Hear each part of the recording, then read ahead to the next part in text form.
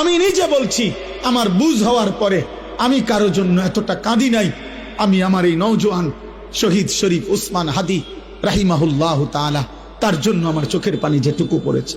আমার শায়েখ আল্লামা মুফতি মুশতাকুন নবী কাসিমি, আমি তাকে দেখছি বাচ্চার মতো অজরে কাঁদছে। একসাথে ভাত খাইতে বসছি, ভাতের থালার সামনে পর্যন্ত হুজুরে দেখছি কাঁদতেছে। কয় মাওলানা, আমি তো ছেলেটারে ভুলতে পারছি না।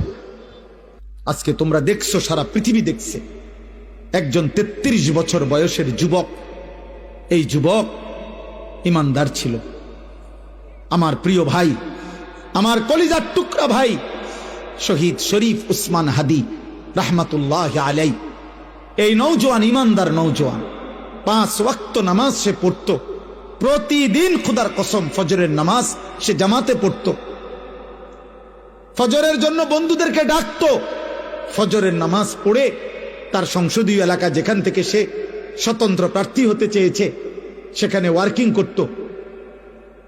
যেদিন গুলিবিদ্ধ হয়েছে সেদিন তো সে জুমার নামাজ পড়ে আল্লাহকে সেজদা দিয়ে মসজিদ থেকে বাইর হয়েছে।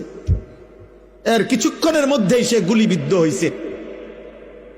সে হাফেজে কোরআন ছিল, তার বাবা আলেম ছিলেন, তার বড় ভাই আলেম, সে মাদ্রাসার ছাত্র ছিল, সে আল্লাহকে ভালোবাসতো, পাক্কা ইমানদার ছিল।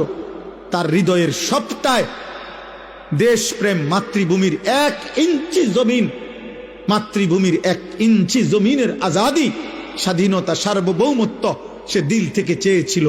তার বক্তব্য এটাই ছিল যে আমি আমার মাতৃভূমির 1 ইঞ্চি জমিন আমি কাউকে নিতে দেব না, নিতে দেব না। এক যুবক আল্লাহকেও রাজি করেছে, মাতৃভূমির প্রতি ভালোবাসা দেখাইছে।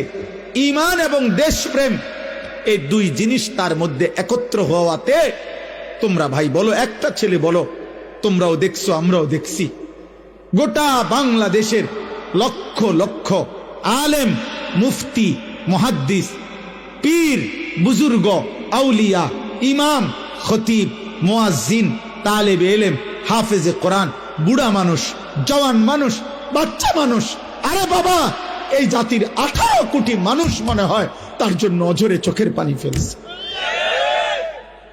আমি অসংখ্য আলেমের মুখে শুনছি, আমি নিজে বলছি, আমার বুঝ হওয়ার পরে আমি কারো জন্য এতটা কাঁদি নাই। আমি আমার এই নওজোয়ান শহীদ শরীফ উসমান